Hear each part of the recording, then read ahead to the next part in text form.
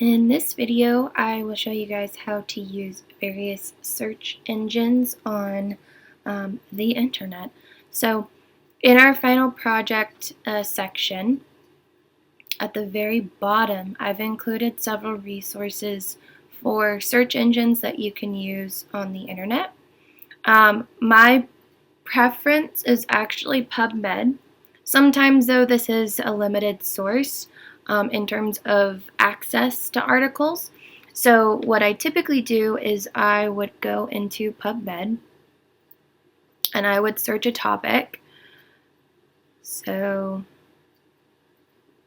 let's open that in a new window. Maybe I'm interested in attentional focus and standing long jump. So I can go ahead and search this, and then I can find, say, this source here. So I can click on that, and then sometimes there will be full text links.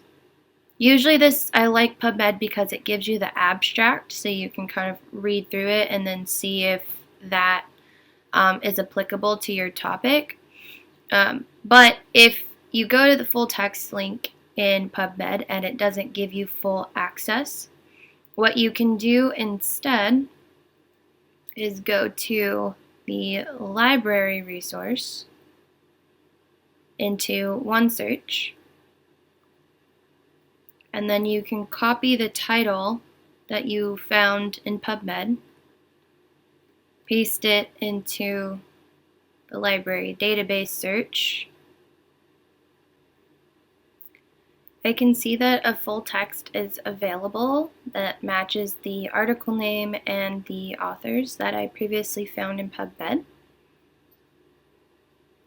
So I can click on this, and then usually you'll have to sign in with your school credentials in order to actually get to here.